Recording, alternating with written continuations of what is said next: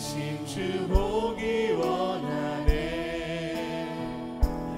너는 일어나 빛을 발하라. 주님의 영광 내게 임했네. 일어나 주 위에 서라. 강한 용사여. 주님이 너와 함께 하시네. 주께서 다시 오실 길 그 길에 비하라. 영광의 주님 오 만왕의 왕 곧 오시네. 우리 한 번 더 고백합시다. 주님 나라 임하시네. 주님 나라 임하시네. 주의 날은 멀지 않았네. 너는 일어나 주를 따르라. 하나님 널 부르시네.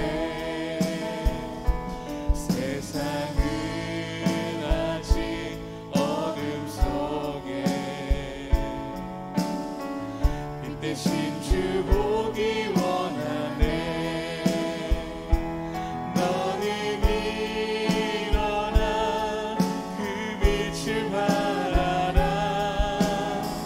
주님의 영광 내게 임했네. 일어나 주 위에 서라. 강한 용사여. 주님이 너와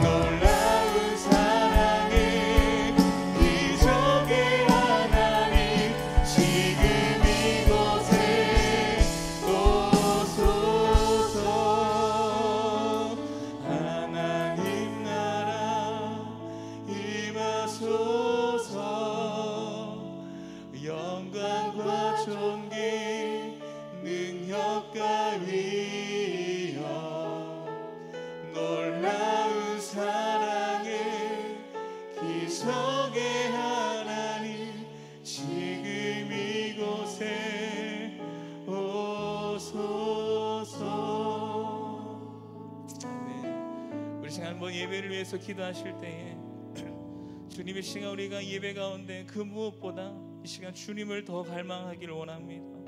주님을 더 기다리는 우리의 마음이 되게 하시고 주님을 더 사랑하는 우리의 마음 되게 하셔서 오늘 이 시간 예배 가운데 또 그 말씀 들을 때에 우리의 마음이 뜨거워지게 하시고 그 말씀대로 살아가고자 정말 우리의 그 힘과 열정을 다하며 살아갈 수 있는 그런 삶이 되게 하여 달라고 오늘 이 시간 예배 가운데 주님 영광 받아 주십시오. 주님 함께하여 주시옵소서. 우리 주여 외치고 한번 기도하시겠습니다. 주여 하나님 감사합니다. 하나님은 주님을 더욱더 갈망합니다. 하나님은 주님을 더욱더 바라보기를 원합니다. 주님을 더욱더 사모하기를 원합니다. 하나님 우리의 심령 가운데 주님이 시간 함께 하셔서 성령 하나님 기름 부어 주시옵소서. 거룩한 예배 영혼의 시간 허락하여 주시옵소서. 하나님 주님을 예배하는 이 시간 우리의 마음이 뜨거워지게 하시고 주님의 그 말씀대로 살아가고자 우리가 결단하며 나아가는 귀한 시간 될 수 있도록 붙들어 주시옵소서. 주님 이 시간 예배 가운데 주님 우리 예배를 기뻐 받아 주십시오. 주님 홀로 영광 받아 주시옵소서. 주님 감사합니다. 주님 붙들어 주시옵소서.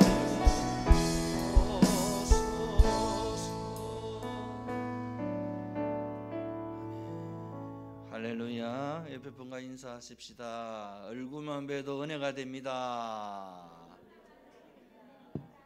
한 번 더 인사할까? 마스크 껴도 이쁩니다. 함께 우리 임내성 부르심으로 하나님께 예배하며 나아가도록 하겠습니다.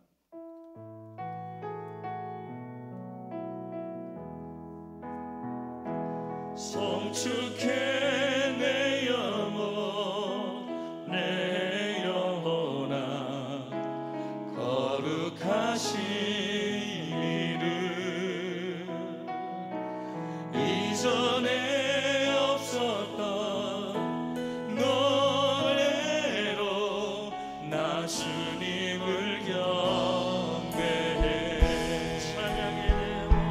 찬양해 내 영혼 내 영혼아 거룩하신 이름 이전에 없었던 노래로 나 주님을 경배해 감사해 내 영혼 내 영혼아 거룩하신 이름 이전에 없었던 노래로 나 주님을 경배해 하나님이여 내 마음을 정하여 사오니 내가 노래하며 나의 마음을 다하여 찬양하리로다. 비파야 수감아 깰지어다. 내가 새벽을 깨우리로다.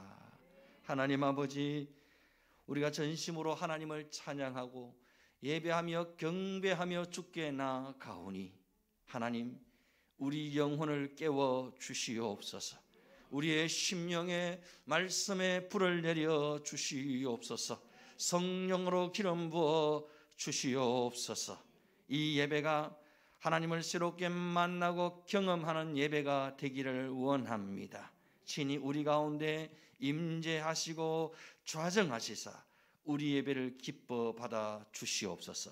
우리를 만나 주시옵소서. 우리를 새롭게 하여 주시옵소서. 우리의 영육 간의 병든 것들을 고쳐 주시옵소서. 머리에서 발끝까지 주의 성령의 불로 태워주시고 예수 피 보혈로 우리를 치유하여 주시옵소서. 하나님을 전심으로 예배하며 나아갈 때에 모든 병마가 떠나가고 문제가 떠나가고 다친 것들이 일려지고 모든 어려움과 시련들이 돌파되어지는 역사가 있게 하여 주시옵소서. 모든 감사와 영광을 주께 드리옵고 귀하신 예수님의 이름으로 기도드리옵나이다. 아멘.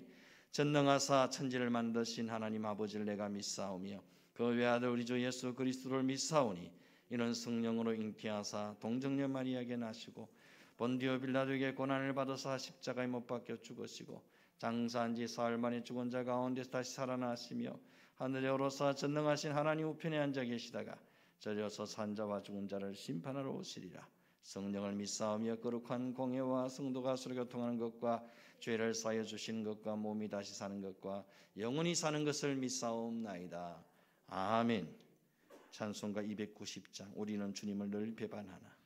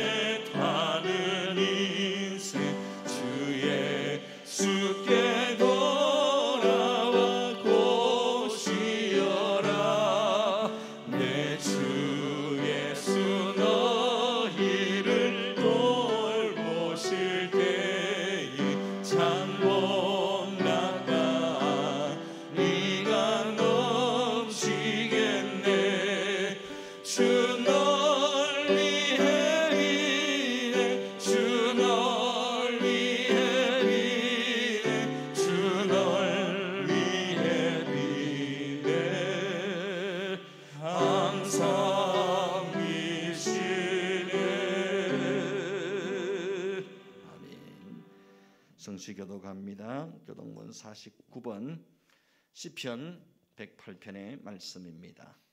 하나님이여 내 마음을 정하여 사오니 내가 노래하며 나의 마음을 다하여 찬양하리로다. 비파야 수거마 깰지어다.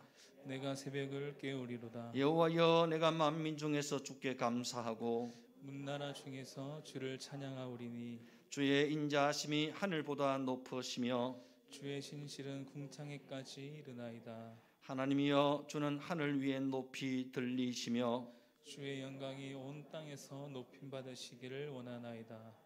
주께서 사랑하시는 자들을 건지시기 위하여 우리에게 응답하사 오른손으로 구원하소서. 아멘. 찬송가 280장 천부여 어지옵소서.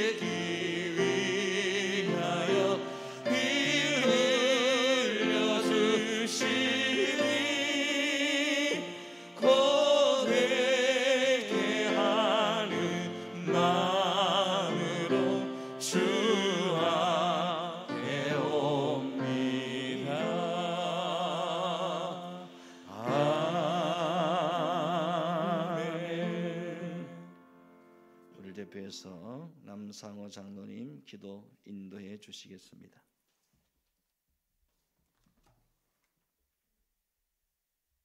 여호와께서 이스라엘 족속에게 이르기를 너희는 나를 찾으라 그리하면 살리라. 너희는 여호와를 찾으라 그리하면 살리라. 하나님 아버지 감사합니다. 오늘도 건강한 모습으로 예배 자리에 나오게 하시니 감사합니다. 눈에 보이지 않고 손에 잡히지 않지만 분명히 살아계셔서 우리들의 모든 삶의 영역에 간섭하시고 인도하시며 우리의 상식으로는 도저히 이해할 수 없는 방법으로 역사하시는 하나님을 찬양합니다. 어리석기 짝이 없는 저희들, 죄와 뒹굴며 하나님을 멀리했던 저희들입니다. 여전히 육신의 정욕, 안목의 정욕, 이생의 자랑을 쫓아서 살아왔습니다. 주님, 저희들을 용서하여 주세요. 저희들의 잘못 살아가고 있습니다. 주 여호와께서 가라사대 보라 날이 이를지라 내가 기근을 땅에 보내리니 양식이 없어 주림이 아니며 물이 없어 갈함이 아니요 여호와의 말씀을 듣지 못한 기갈이라. 수없이 주님이 우리들에게 말씀하시고 우리 곁을 지나가시지만 저희들의 영적인 어둠으로 주님을 알아보지 못한 채 모든 것을 주셨지만 감사하지 못한 채 영적인 중병에 걸려서 방황하고 있습니다. 인간의 욕심으로 늘 하나님을 배반하고 고난이 닥칠 때마다 하나님께 진심으로 나아가지도 않고 회개하고 기도하지 못했습니다. 하나님, 저희들의 죄악을 용서하여 주소서. 내가 내 삶의 주인 되었던 삶을 회개합니다. 하나님 없이 교만하게 살아왔으며 세상의 빛과 소금으로 선한 영향력을 나타내지 못한 삶을 회개합니다. 주여, 저희들을 긍휼히 여겨 주셔서 이제부터 하나님께로 돌아가기를 원합니다. 하나님 바로 알기를 원합니다. 하나님으로 목말라 하기를 원합니다. 삶의 매 순간 난공불락의 여리고성과 홍해가 우리 앞에 버티고 있어서 저희들의 힘으로는 도저히 감당할 수 없지만 믿음으로 말씀에 순종할 때 하나님이 일하심을 보게 하소서. 우리의 세상적인 가치관이 바뀌어서 믿음의 길, 십자가의 길을 가게 하소서. 말씀과 기도로 거룩하게 되어서 날마다 십자가 앞에서 자신을 죽이고 주님을 높이는 예배자의 삶이 되게 하소서. 우리의 가식과 교만을 내려놓고 주님만을 찾고 바라보게 하소서. 이 시간도 말씀 가운데 힘을 얻고 주님 만나기를 원합니다. 천국 백성으로 하나님의 축복 가운데 살기를 원합니다. 근심이 변하여 찬양이 되게 하시고 원망과 불평이 변하여 감사가 되게 하소서. 주님, 이 나라를 지켜주소서. 대한민국이 하나님의 거룩한 나라가 되기를 원합니다. 대통령과 위정자들이 자신의 이념과 권력과 욕심을 내려놓고 하나님이 이 나라의 주권자이심을 알고 하나님을 예배하고 경외하는 지도자들로 일어나게 하소서. 특별히 우리 다음 세대들이 세상 속에 살아갈 때 세속에 물들지 않고 하나님의 강력한 군사로 쓰임받게 하소서. 이 시간 세우신 목사님을 통하여 말씀이 선포될 때 하나님의 살아있는 말씀이 능력과 권능으로 나타나게 하사 성령님이 역사하시는 시간 되게 하소서. 목사님이 이 시대에 경종을 울리는 참 목자로 크게 쓰임받게 하소서. 이 시간 말씀을 사모합니다. 크고도 비밀한 것을 보게 하소서. 이 모든 말씀을 예수님의 이름으로 기도드립니다. 아멘.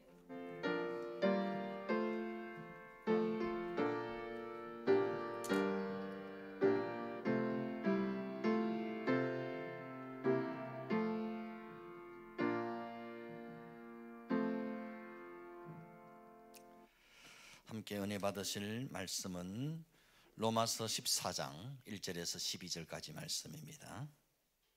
로마서 14장 1절로 12절까지 말씀. 신약 성경 258쪽입니다. 제가 봉독해 드리도록 하겠습니다. 믿음이 연약한 자를 너희가 받되 그의 의견을 비판하지 말라. 어떤 사람은 모든 것을 먹을 만한 믿음이 있고 믿음이 연약한 자는 채소만 먹느니라. 먹는 자는 먹지 않는 자를 업신여기지 말고 먹지 않는 자는 먹는 자를 비판하지 말라. 이는 하나님이 그를 받으셨음이라. 남의 하인을 비판하는 너는 누구냐? 그가 서 있는 것이나 넘어지는 것이 자기 주인에게 있음에 그가 세움을 받으리니 이는 그를 세우시는 권능이 주께 있음이라. 어떤 사람은 이 날을 저날보다 낮게 여기고 어떤 사람은 모든 날을 같게 여기나니 각각 자기 마음으로 확정할지니라. 나를 중히 여기는 자도 주를 위하여 중히 여기고 먹는 자도 주를 위하여 먹으니 이는 하나님께 감사함이요 먹지 않는 자도 주를 위하여 먹지 아니하며 하나님께 감사하느니라. 우리 중에 누구든지 자기를 위하여 사는 자가 없고 자기를 위하여 죽는 자도 없도다. 우리가 살아도 주를 위하여 살고 죽어도 주를 위하여 죽나니 그러므로 사나 죽으나 우리가 주의 것이로다. 이를 위하여 그리스도께서 죽었다가 다시 살아나셨으니 곧 죽은 자와 산 자의 주가 되려 하심이라. 네가 어찌하여 네 형제를 비판하느냐? 어찌하여 네 형제를 업신 여기느냐? 우리가 다 하나님의 심판대 앞에 서리라. 기록되었으되 주께서 이르시되 내가 살았노니 모든 무릎이 내게 꿇을 것이요 모든 혀가 하나님께 자백하리라 하였느니라. 이러므로 우리 각 사람이 자기 일을 하나님께 짓고 하리라. 아멘. 이 시간 특송이 준비되어 있습니다. 이종민 전사님 찬양으로 하나님께 영광을 돌리도록 하겠습니다. 우리 박수로 한번 맞이해 주시기를 바랍니다.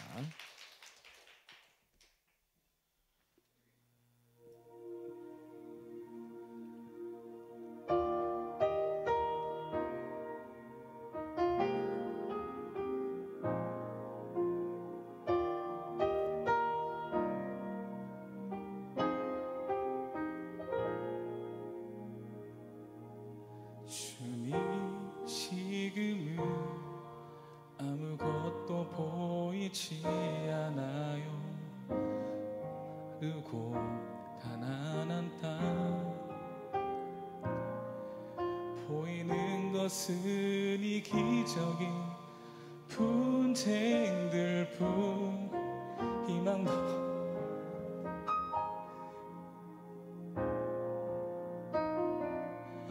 주님 지금은 아무것도 보이지 않아요.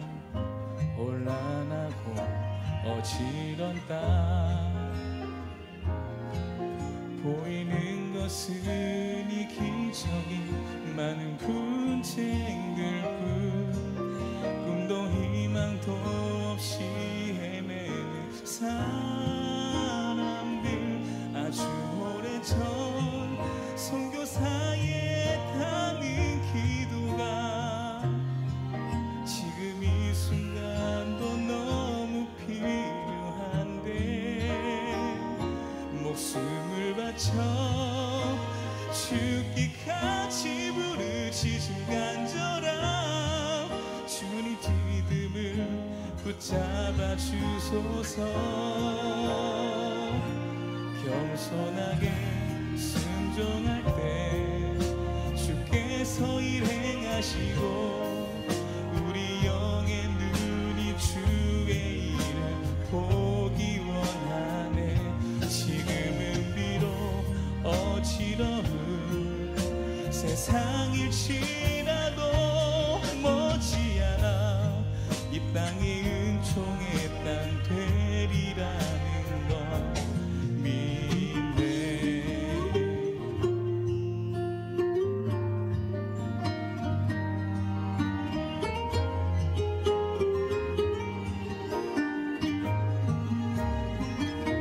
아주 오래전 선교사에 타는 기도가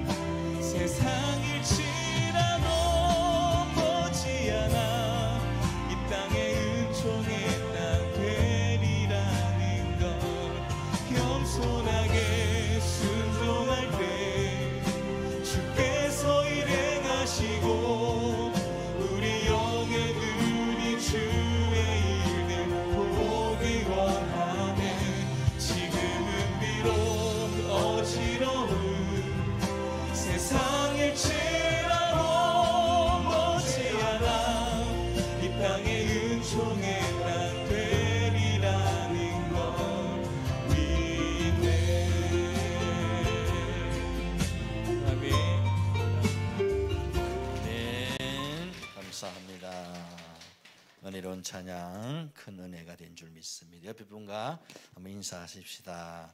찬양의 큰 은혜가 됩니다. 아멘. 한번 따라하십시다. 하나님이 그를 받으셨습니다. 아멘. 로마서 12장 이후에 등장하는 가장 중요한 키워드는 공동체, 교회라는 단어입니다. 하나님께서는 죄로 무너진 세상 한가운데 예수 믿고 구원받은 믿음의 공동체를 세우셨습니다. 그 공동체가 바로 교회입니다. 교회 공동체는 어떤 공동체여야 하는가? 하나님이 꿈꾸시는 공동체의 모습은 어떤 모습이어야 하는가를 성경은 말씀하고 있습니다. 여러분, 하나님이 원하시는 교회 공동체는 어떤 모습일까요? 갑과 을이 없는 공동체입니다. 갑질하는 사람이 없는 공동체입니다. 먼저 된 자가 나중된 자를 섬기는 공동체입니다. 어른이 어린 신자의 발을 씻겨주는 공동체입니다. 에베소 4장 2절 3절 이렇게 말씀합니다. 모든 겸손과 온유로 하고 오래 참음으로 사랑 가운데 서로 용납하고 평안에 매는 줄로 성령이 하나 되게 하신 것을 힘써 지키라 그랬어요. 성령이 하나 되게 하신 것을 힘써 지키라. 여러분, 교회는 사람이 하나 되게 하는 것이 아닙니다. 아주 유능한 목사가 교인들을 하나 되게 할 수 있습니까? 아니면 아주 덕망이 있는 장로님이 교회를 하나 되게 할 수 있습니까? 기도 많이 하시는 권사님, 집사님이 교회를 하나 되게 할 수 있습니까? 아닙니다. 다 불가합니다. 교회는 성령님이 하나 되게 하시는 줄 믿습니다. 교회는 이미 성령이 하나 되게 하셨다고 말합니다. 여기서 하나됨이라는 말은 둘로 쪼갤 수 없는 상태를 말합니다. 그 어떤 것으로도 분리될 수 없는 상태를 말합니다. 하나님과 나는 예수 그리스도의 보혈로 하나 되어졌습니다. 하나님의 사랑에서 우리를 끊어 놓을 수 있는 것은 아무것도 없습니다. 사단이 아무리 장난치고 이간질을 해도 절대로 우리를 하나님과 분리시켜 놓을 수 없다는 겁니다. 우리는 모든 겸손과 온유와 오래 참음과 서로 용납함과 평안에 매는 줄로 서로 꽁꽁 묶어야 한다는 겁니다. 성령이 하나 되게 하신 것을 힘써 지켜나가야 한다는 겁니다. 근데 이게 참 쉬운 일이 아니지요. 왜냐하면 우리가 다 예수는 믿지만은 저마다 다 사람들이 살아온 삶의 배경이 다르고 생각하는 방식이 다르고 가치관이 다 다릅니다. 저마다의 생각과 삶의 방식을 다 내려놓고 성경이 말씀하고 있는 가르침을 따라갈 때에 성령이 우리에게 가르치심을 주는 그 가르침을 따라갈 때에 우리가 비로소 하나됨을 지켜나갈 수 있는 겁니다. 우리의 생각과 우리의 이념과 우리의 사상과 우리 가치관을 말씀 앞에 성령 앞에 내려놓아야만 우리가 하나됨을 지켜나갈 수 있는 겁니다.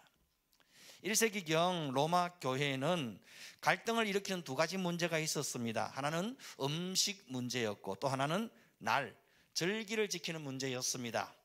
먼저 음식 문제를 다루면서 바울은 교회 안에는 믿음이 연약한 자가 있고 또 믿음이 강한 자가 있다고 말합니다. 믿음이 약한 자는 누굽니까? 또 믿음이 강한 자는 누굽니까? 이걸 알기 위해서는 1세기 당시 로마서를 쓸 당시의 배경을 살펴볼 필요가 있습니다. 1세기 당시에는 유대인들로서 예수를 믿게 된 성도들이 있는가 하면 이방인으로서 예수를 믿게 된 성도들이 있었습니다. 동일한 예수신앙이라는 믿음을 가지고 있었지만 음식 문제에 대한 인식이 전혀 달랐습니다. 유대인들은 나면서부터 먹을 수 있는 음식과 먹지 말아야 하는 음식을 뚜렷이 구별했습니다. 레위기 11장과 신명기 14장에 보면 먹지 말아야 할 음식과 먹어도 되는 음식이 정확하게 구분되어져 있습니다. 유대인들은 자신들이 먹는 음식을 통해 자신의 정체성을 확인했던 겁니다. 그런데 그리스도 안에서 복음 안에서는 이제 아무 음식이든 먹을 수 있는 자유가 주어졌습니다. 사도행전 10장에 보면 베드로가 어느 날 하늘에서 내려오는 보자기 환상을 체험하게 되는데 그 보자기 안에는 온갖 부정한 먹을 수 없는 짐승들로 가득 차 있었습니다. 그런데 하나님께서 베드로에게 베드로야 일어나 잡아 먹으라 말씀하시죠. 베드로가 손을 내저으면서 속되고 깨끗하지 아니한 것을 먹을 수 없습니다. 거절하자 하나님께서 깨끗하게 하신 것을 네가 속되다 하지 말라 말씀하십니다. 하나님이 깨끗하게 하셨다는 것은 뭘 말합니까? 복음으로 예수 그리스도로 새로워졌다는 것을 의미하는 거죠.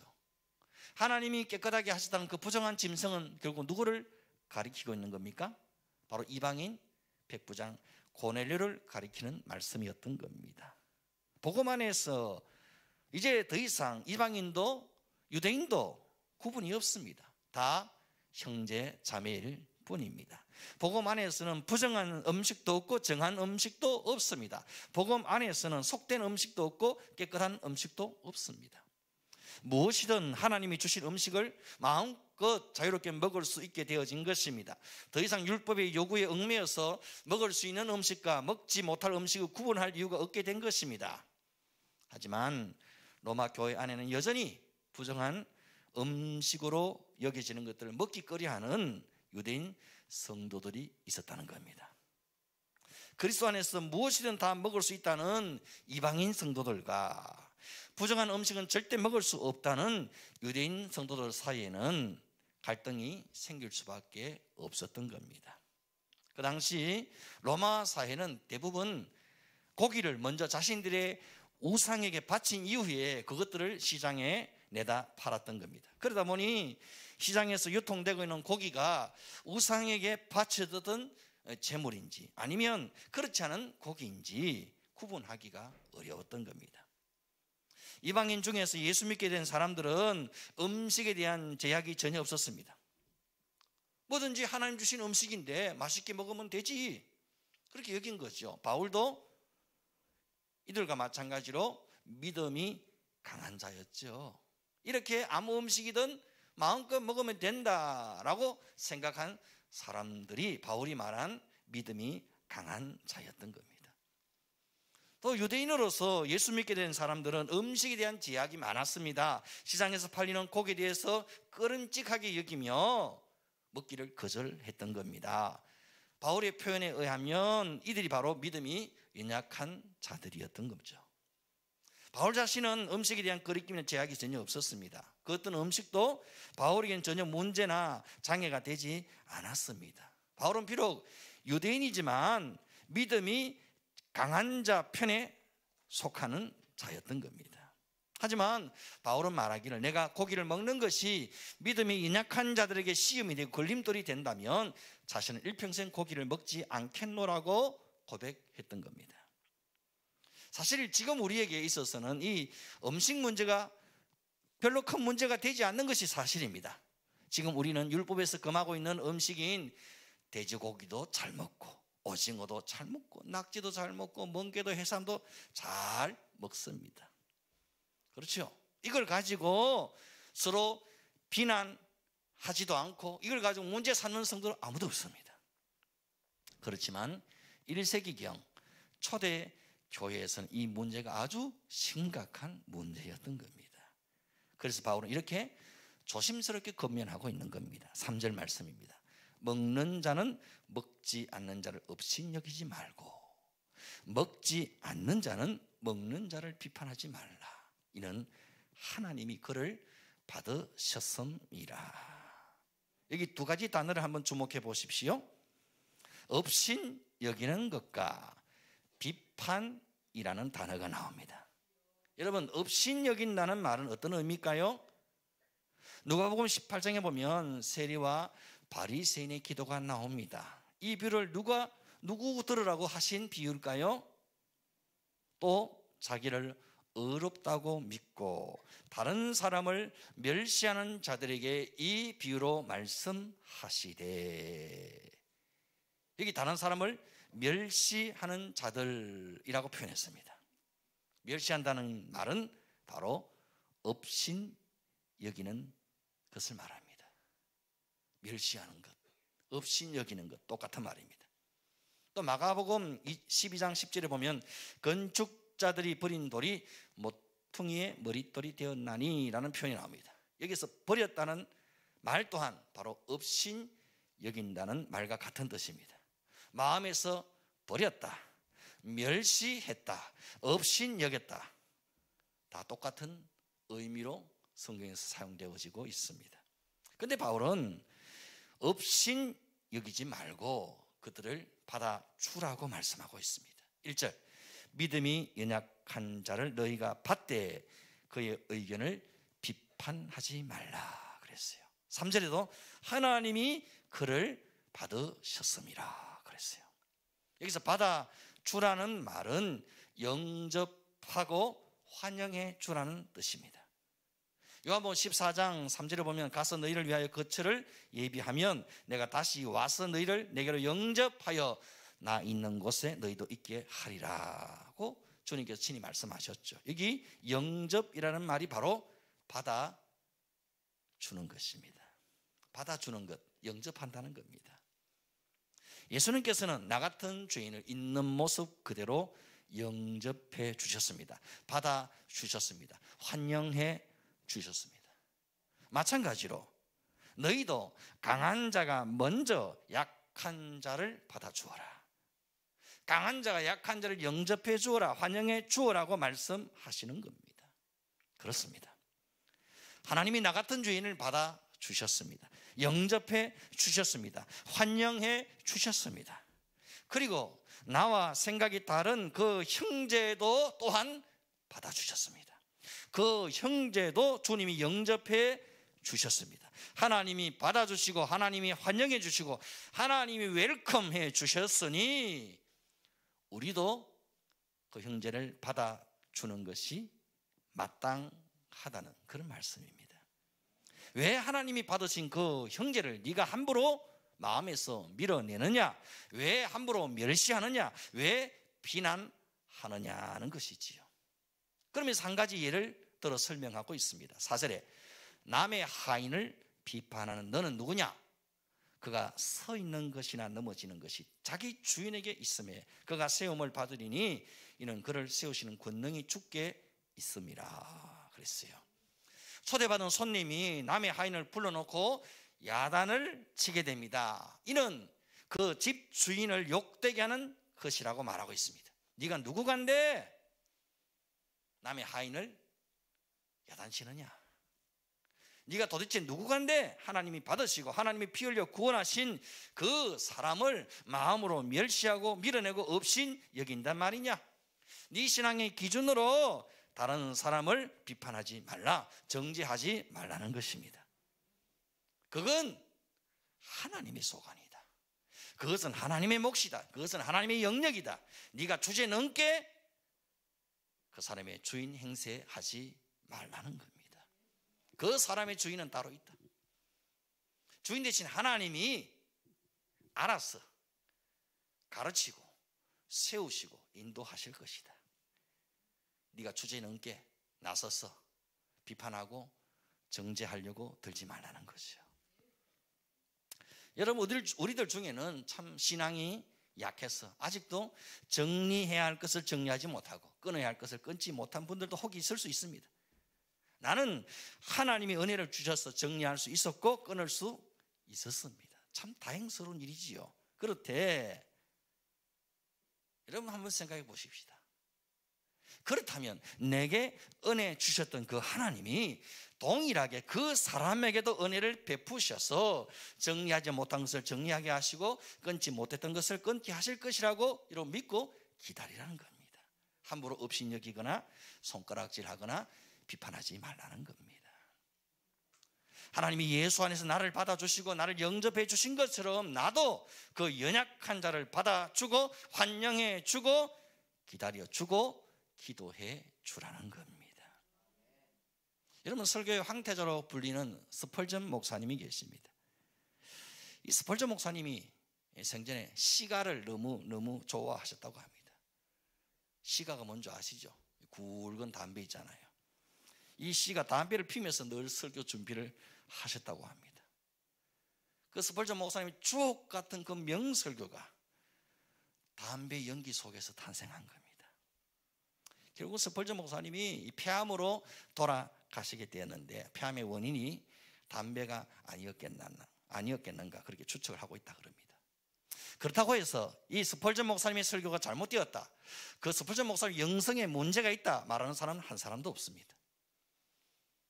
또 복음주의 운동의 큰 스승으로 불렸던 존 스토튼 목사님이라는 분이 계십니다. 이 존 스토튼 목사님도 참 담배를 좋아하시다 그럽니다. 늘 담배 연기가 자욱한 서재에서 설교를 준비하시고 많은 책들을 저술하셨습니다. 이렇게 위대한 성경학자요 설교자요 저술가였던 존 스토튼 목사님이 담배를 피웠다고 해서 비난하는 사람은 한 사람도 없습니다. 이것이 영국 교회의 정서요 분위기였던 거죠. 여러분, 어떤 나라에서는 이런 것들이 전혀 문제가 안 될 수 있습니다. 그런데 이걸 그대로 본받아서 제가 말이죠, 제가 목양실에 앉아서 담배를 하나 탁 꼬나 물고 주여 그러면 설교 준비를 열심히 하고 있으면 어떻게 될까요? 교인들이 목양실에 올 때마다 담배 연기가 자욱한 모습을 보면 어떻게 될까요? 제가 교인들한테 인사할 때마다 이 손에서 니코틴 냄새가 솔솔 풍기면 어떨 것 같습니까? 교인들이 다 시험 들겠죠. 여기 한국 교회 정서입니다. 그렇습니다. 이것은 신앙의 본질의 문제라기보다는 신앙의 정서상의 문제입니다. 진리의 문제라기보다는 건덕상의 문제입니다. 덕이 되느냐 안 되느냐의 문제지요. 한국 교회의 정서상으로 목사가 담배 피우고 술 마시고 돌아다니는 것은 이해해 줄 수 있는 분위기가 전혀 아닌 거죠. 그 이유는 한국 교회 처음 외국 선교사들이 복음을 전할 때에 이 조선 사회를 보니까 술 문제, 담배 문제, 도박 문제, 축첩 문제가 아주 심각하다는 겁니다. 그래서 처음부터 기독 신자들은 술, 담배, 도박, 축첩하지 않는 것으로 가르치면서 복음을 전했던 겁니다. 사실은 술과 담배 문제는 구원받는 것과는 전혀 상관이 없습니다. 술, 담배 하면 천국 못 간다, 지옥 간다, 이런 말 함부로 하면 안 됩니다. 그거 전혀 상관없는 문제입니다. 하지만 한국 사회에서는 정서상 예수 믿는 사람들은 주초를 안 하는 것으로 인식하고 있는 것이 사실입니다. 그래서 이 주초 문제 때문에 예수 믿는 사람이든 안 믿는 사람이든 혹 시험 드는 자가 있을 수 있습니다.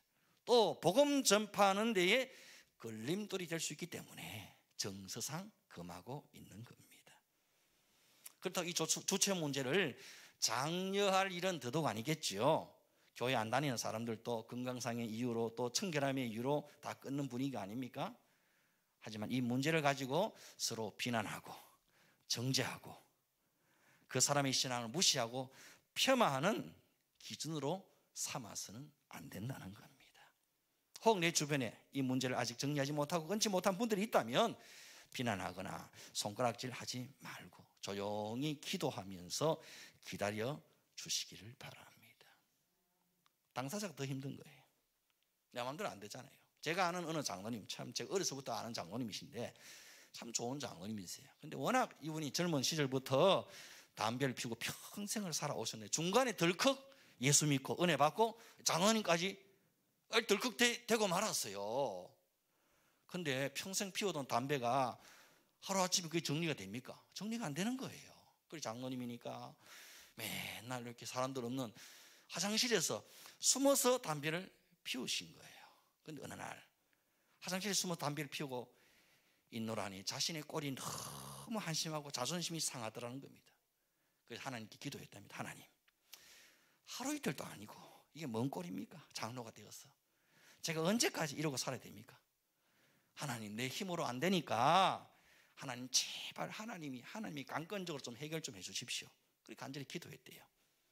그런데 어느 순간 담배를 피우려고 하면 속에서 막 구역질이 올라오고 담배 연기가 그렇게 너무너무 싫어지더라는 겁니다.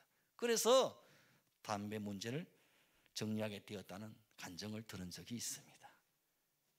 여러분, 나를 지키고 절기를 중시 여기는 문제도 마찬가지입니다. 나를 중요하게 여기는 사람도 아닌 사람도 주님을 생각하라는 것이지요. 어떤 분들은 나는 주일날 절대 돈 안 써, 물건 안 사, 주일날은 가족끼리도 식사 외식 안 해, 이러는 분이 있는가 하면 주일날 자유롭게 식사도 하러 가시고 쇼핑도 하시는 분도 계십니다. 제가 전사하던 시절에는 주일날 돈 쓰는 것에 대해서 아주 엄격했습니다. 사실 제 친구 전사 중에는 시골에 멀리 전사 임지가 정해져서 주일날 버스 타고, 옛날에는 뭐 전사님들이 무슨 자가용 어디 있었어요. 다 뭐 버스 타고 기차 타고 다녔잖아요. 근데 주일날 아침 일찍 새벽까지 막 이제 전사한다고 막 어린 나이에 이제 시골 교회까지 막 헐레벌떡 갔대요. 가니까 목사님 이 사모님이 이 전사를 막 혼내시는 거예요. 아니 전도사가 주일날 말이야 버스 타고 돈 쓰고 왔다고 그러면서 얼마나 황당해요. 어떡하란 말이에요. 막 방법이 없잖아요. 무조건 막 돈 쓴 거기다 문제를 제기하는 거예요. 어떻게 전사 주일날 돈 쓸 수 있냐 그러면, 어떻게 주일날 돈 쓸 수 있냐 그러면서 막 따지고 막 사람을 막 몰아붙였대요. 이 친구 어떻게 됐을까요? 더러워서 전사 안 한다 하면서 때리치우고 지금 울산 현대자동차 지금 잘 다니고 있습니다. 참 주의 길이 아니었겠죠. 말도 안 되는 이야기인데도 그런 일들이 실제로 많이 있었습니다. 또 우리 친구 전사는 주일학교 궤도 있잖아요. 옛날에는 이런 뭐 프로젝트 이런 화면이 없었어요. 전지에다가 막 이렇게 오선지 그려가지고 거기다가 막 어린이 찬양 가사를 적든지 그렇게 했어요. 그리고 뭐 그 궤도에다가 어린이 찬송가 적어놓고 그거 보면서 넘겨가면서 찬양 부르고 했어요. 근데 주일학교 예배 때인 것 같아요. 이 마땅히 걸 데가 없어가지고 우리 친구 전사가 이 아래 강대상에 딱 이렇게 궤도를 딱 걸친 거예요. 아들 보라고. 그걸 장로님 보신 기라. 어디 전도사가 말이야 이 거룩한 강대상에다 이 궤도를 걸쳐놓고 말이야 이 뭐하는 짓이냐고 막 닦아씌우고 야단 쳤는가 봐요. 이 전사가 힘든 거예요. 이 궤도도 어린 찬송가잖아요. 근데 이 궤도를 거룩한 강대상에 올려놨다 그러면서 야단을 치가지고 시험이 들어가지고 이 교회 전사해야 되나 말아야 되나 갈등 고민하다가 그래도 하나님 은혜를 주셔가지고 목사 돼가 지금 목회 잘하고 있습니다. 여러분 이건 참 본질의 문제가 아닙니다. 본질의 문제가 아니잖아요. 그런데 그게 목숨 거는 분들이 혹 있습니다. 예전에는요 사실 본당에서 기타 치고 드럼 치면 안 되는 분위기였습니다. 강대상 위에는 여자나 아이들은 함부로 올라올 수도 없었습니다. 심지어 외부 강사가 와도 그 강사가 여자분이면은 윗강단에 못 올라오고 아래 강대상에서 강의나 간증을 하게 했던 겁니다. 예전에는 예배 시간에는 꼭 찬송가만 부르게 했습니다. 복음송 부르면 큰일 나는 거예요. 복음송 부르면 이게 막 신앙이 조금 옳지 않은 신앙인 것처럼 인식하고 막 공격을 했습니다. 사실 이 모든 것들은 본질이 아니죠. 비본질적인 겁니다. 그런데 이런 데 목숨 거는 분들이 많습니다. 교회 안에는 비본질적인 것 때문에 본질을 깨뜨리는 경우가 많다는 거예요. 본질을 깨뜨리는 게 뭐예요? 그 비본질적인 것 때문에 막 싸우다가 형제 자매가 한 공동체됨을 깨뜨리는 경우가 허다하다는 거예요. 어떤 사람은 예수 믿는데 어떻게 트로트를 부르고 유행가를 부를 수 있냐 그러면서 예수 믿는 사람이 유행가 부르는 성도는 정말 교인 취급도 안 하는 완전히 유행가 부르면 막 죄인처럼 무시하는 그런 분도 계십니다. 여러분 대중가요는 가곡이나 이 모든 음악은 하나님이 주신 일반 은총 중에 하나입니다. 우리 집에 첫째 다일이가 참 대학교 다닐 때에 버스에서 이어폰으로 가요를 듣다가 은혜를 받고 하나님의 큰 성령의 체험을 한 적이 있다고 말한 것을 제가 들은 적이 있어요. 심지어 그 가요를 듣다가 버스 안에서 막 오열하면서 운 적이 있다 그래요. 좀 말도 안 되는 이야기인데 가요사 은혜를 받다니. 노래 제목이 뭐냐 그러니까 모든 날 모든 순간이랍니다. 그 노래 가사 내용이 이렇습니다. 네가 없이 웃을 수 있을까 생각만 해도 눈물이 나. 힘든 시간 날 지켜준 사람 이제는 내가 그댈 지킬 테니. 너의 품은 항상 따뜻해서 고단했던 나의 하루에 유일한 휴식처. 오 나는 너 하나로 충분해. 긴 말 안 해도 눈빛으로 다 아니까. 한 송이의 꽃이 피고 지는 모든 날 모든 순간 함께해. 참 이게 뭔 가요로운 은혜를 받을 수 있을까 싶죠. 그런데 여기 너라는 단어가 주님으로 들려지고 주님으로 느껴지더라는 겁니다. 너라는 말 대신에 주님 한번 넣어보면 어떨까요?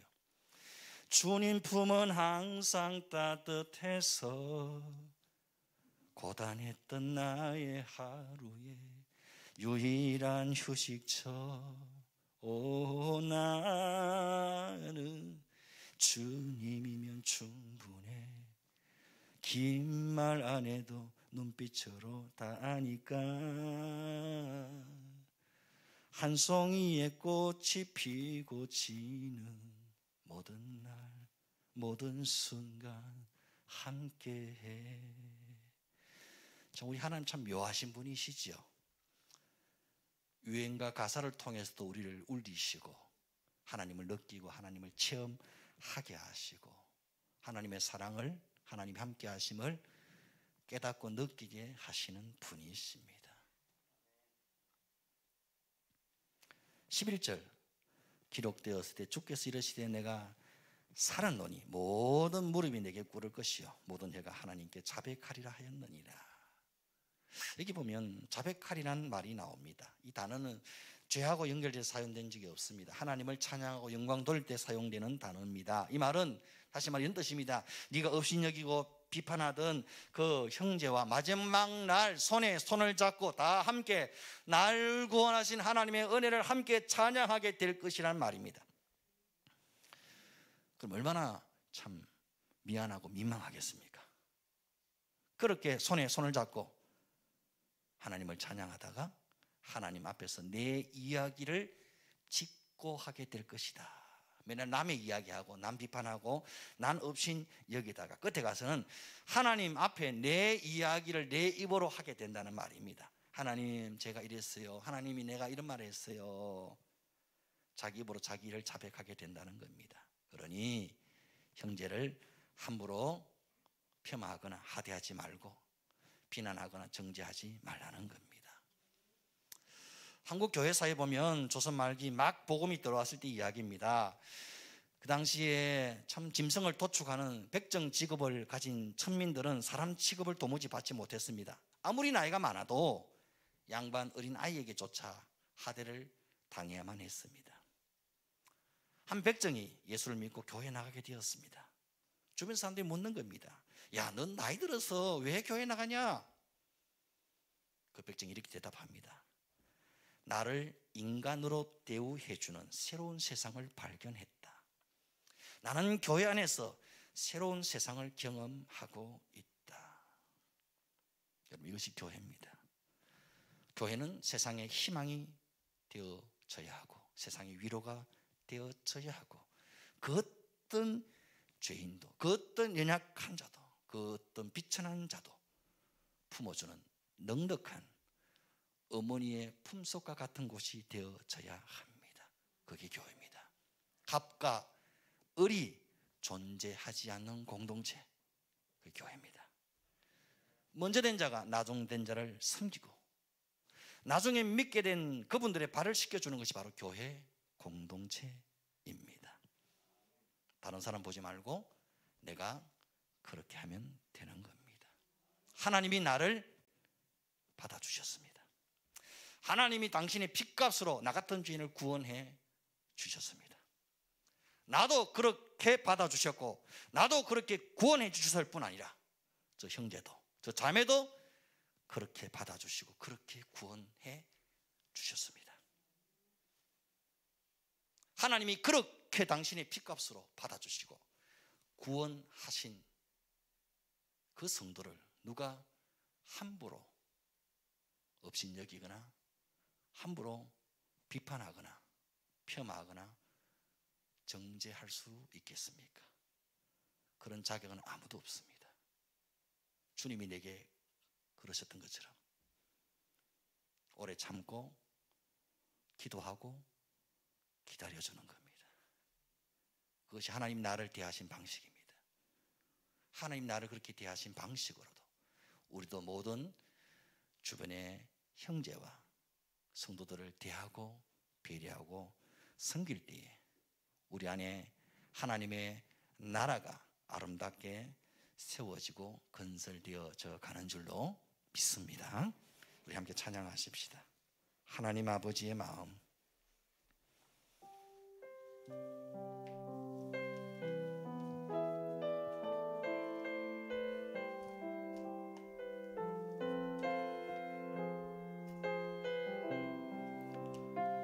아버지 당신의 마음이 있는 곳에 나의 마음이 있기를 원해요.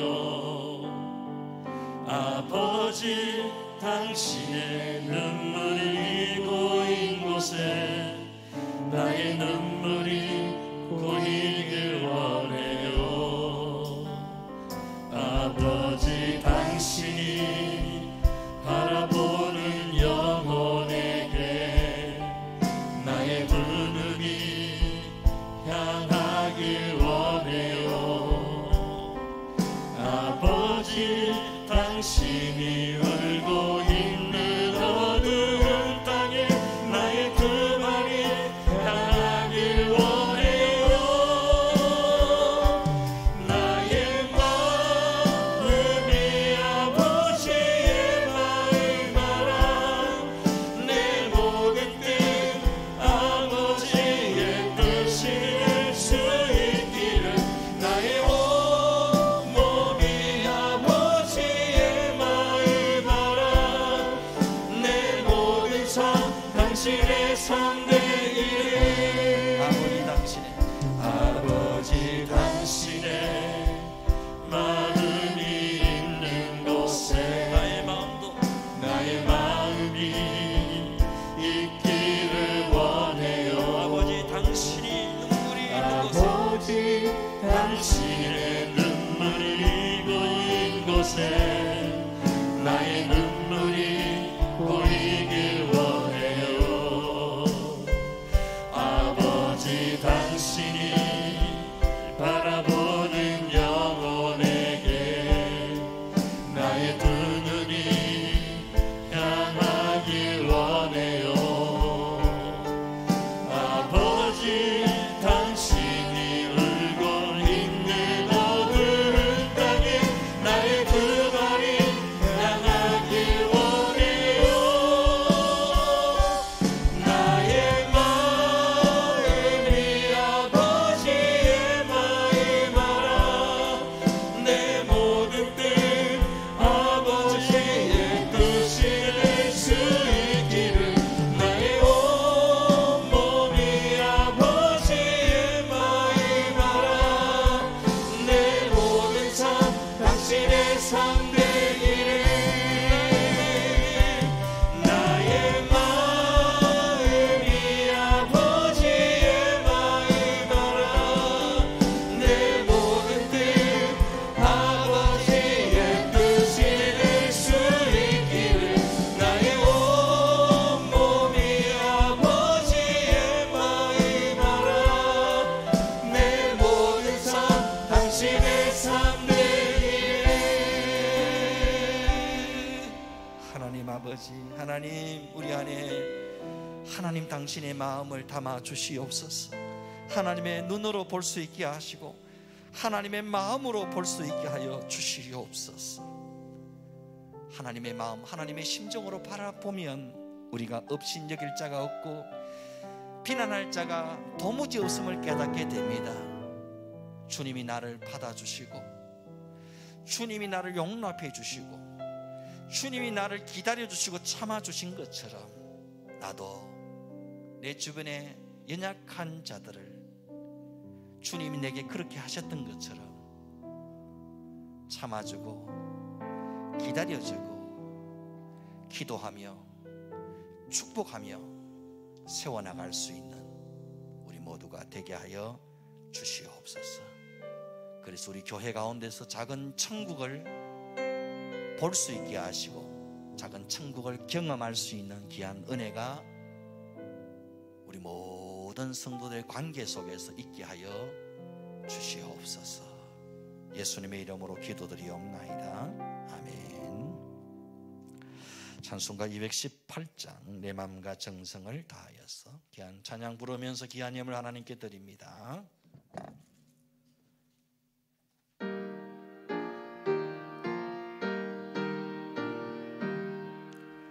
내 마음과 정성을 다하여서 주 너의 하나님을 사랑하라. 내 몸을 아끼고 사랑하듯 형제와 이웃을 사랑하라. 주께서 우리에게 명하시니 그 명령 따라서 살아가리. 널 미워 해치는 원수라도 언제나 너 그렇게 사랑하라. 널 핍박하는 자 위에서도 신실한 마음으로 복을 빌라. 주께서 우리에게 명하시니 그 명령 따라서 살아가리. 나 항상 주님을 멀리하고 형제를 사랑하지 못하였다. 이러한 죄인을 사랑하사 주께서 몸부려 죽으셨다. 속죄 큰 사랑 받으리모 내 생명 바쳐서 충성하리. 나 항상 주님을 멀리하고 형제를 사랑하지 못하였다. 이러한 죄인을 사랑하사 주께서 몸버려 죽으셨다. 속죄 큰 사랑 받으리모 내 생명 바쳐서 충성하리.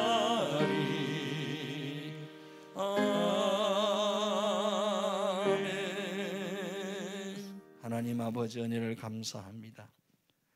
귀한 예물을 주 앞에 드린 손길과 가정과 기업들, 그 마음에 소망하고 기도하는 것 누구보다 잘 아시는 하나님, 보시고 들으시고 응답하시고 역사하여 주시옵소서. 하나님께 기쁨과 즐거움으로 드릴 때에 차고 넘치는 은혜와 복을 쏟아부어 주시되 오병이어의 기적을 체험케 하시고 하나님의 생생하게 살아 계심을 체험하고 간증할 수 있게 하여 주시옵소서. 믿음의 복을 주시옵소서. 건강의 복을 주시옵소서. 물질의 복을 다하여 주시옵소서. 하나님 나라의 부자들이 다 되게 하여 주시옵소서. 하나님 나라 역사의 중심에 서서 마음껏 쓰임받는 가정기업 자녀들 다 되게 하여 주시옵소서.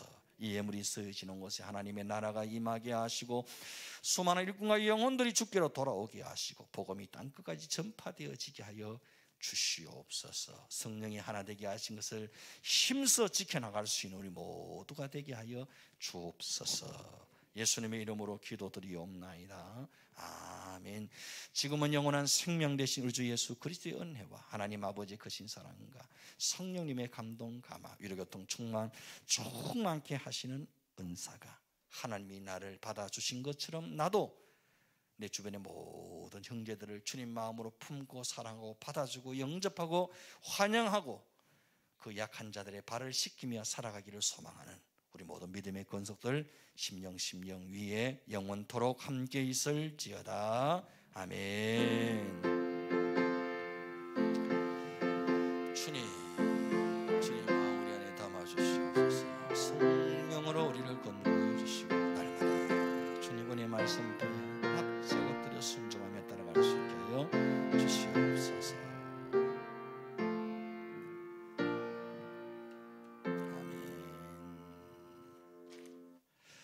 옆에 분과 인사하십시다. 하나님의 마음으로 살아가십시다.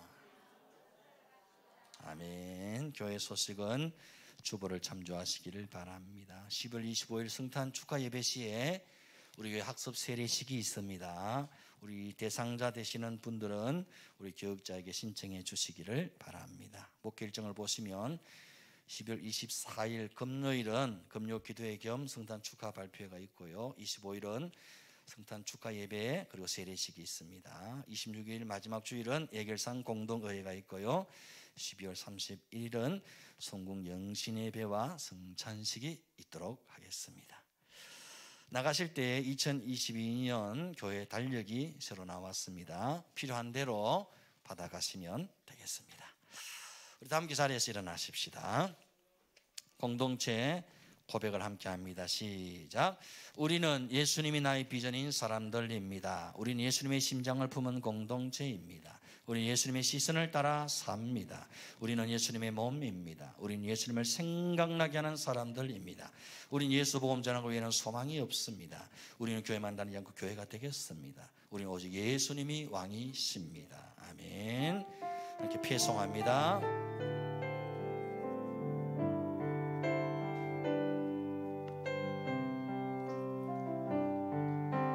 말씀 앞에서 경외함으로 주께 홀로 섭니다. 생명의 말씀 읽고 순종해 주를 예배합니다. 기록된 말씀 힘이 있어서 진리로 우리 거룩해 하며 거룩한 말씀 세세 영원히 복음이 되어 말씀하시네. 하나님 말씀에 두려워 떠는 자, 그 말씀에 생명을 거는 자, 한 사람 찾으시는 주님의 약속을 믿어. 하나님 말씀에 운명을 거는 자, 순종하며 주 따라가는 자, 영원한 하나님 나라 이루어지리라.